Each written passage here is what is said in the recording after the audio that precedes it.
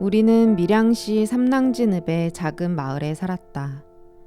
처음 터를 잡은 집에는 방 2칸과 마루, 작은 부엌이 있었고 현관 밖에 평상이 하나 자리했다. 그곳에서 할머니, 부모님, 남동생 2명과 함께 생활했다. 우리 집 바로 옆에는 엄청 깊고 넓은 도랑이 있었다. 장마철에 방과 마루 창문을 열면 물로 가득 찬 도랑에 집이 떠있는 듯 했다.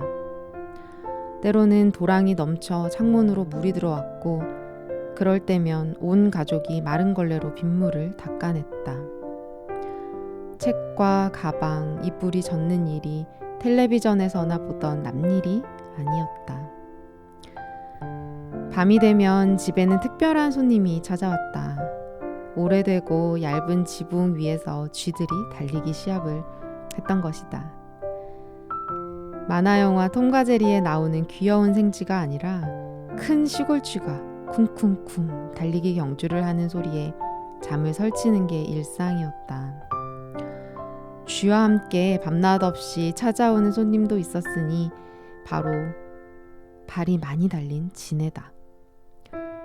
할머니는 그 벌레를 사투리로 신발이라고 부르셨는데 신발이는 아침에 눈 뜨면 인사라도 하듯 항상 천장에 붙어 있을 정도로 자주 출몰했다.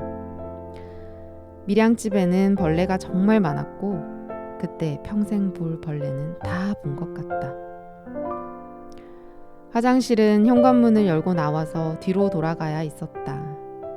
재래식이긴 했지만 그때까지 내가 경험한 화장실이 모두 재래식이었기에 불편함은 없었는데 문제는 어두운 밤이었다. 유난히 깜깜하고 정체를 알 수 없는 소리가 산과 들에서 들려오는 시골의 밤은 우리 3남매에게 공포의 대상이었다.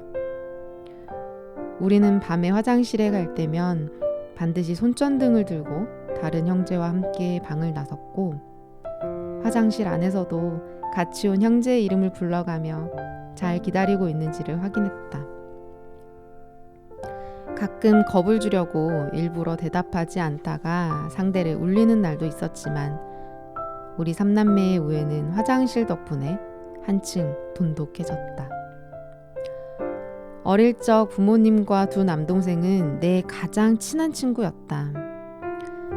낚시 도구를 챙겨 온 가족이 동네에 있는 강으로 놀러 가기도 했는데 아빠가 물고기를 잡으면 엄마는 즉석에서 요리를 해주셨다. 바람이 부는 날이면 낚싯대에 연을 달아 낚싯대에 연날리기도 했다. 겨울날에는 비료포대를 들고 뒷산으로 가 포대 썰매를 타면서 추운 계절을 보냈다. 소녀 같은 엄마는 나를 산과들로 데리고 다니시며 꽃과 풀의 이름을 알려주시고 꽃으로 목걸이와 시계, 반지를 만들어주시기도 했는데 내 눈에는 그것이 세상에서 가장 예쁜 액세서리였다. 클로버들이 모여있는 곳을 발견하면 그 자리에 앉아 네잎클로버를 한참 찾기도 했다. 그럴 때면 눈을 불을 켜고 살펴도 어쩌다 하나 찾는 나와 달리 엄마는 몇 개씩이나 발견하셨고 그것들은 우리 집 백과사전 속에 고이 보관되었다. 자연에서 엄마와 함께하고 엄마에게 자연에 대한 이야기를 들으면서 나도 어느새 자연을 사랑하게 되었다. 아빠는 늘 책과 함께 하셨다. 방 한쪽 벽은 책으로 가득했고 집 구석구석과 창고에까지 책이 잔뜩 쌓여 있었다. 책과 글로 삶의 작은 부분이라도 깨닫기를 바라셨던 아빠 덕분에 나는 어릴 적부터 텔레비전을 보는 대신 책을 읽으며 놀았다. 베토벤과 모차르트도 음악이 아니라 아빠가 사주신 책으로 먼저 알게 되었다. 가장 가까이에 있는 선생님은 부모님이고 가장 친한 친구는 남동생들이며 하늘은 늘 파랗고 봄, 여름, 가을, 겨울 어느 때든 할 수 있는 놀이가 있고 배고프면 텃밭에 가서 상추와 깻잎 등을 따먹던 시골 소녀인 내게 어느 날 신문물이 하나 다가왔다. 486 컴퓨터, 텔레비전도 아닌 바로 검은색 피아노였다.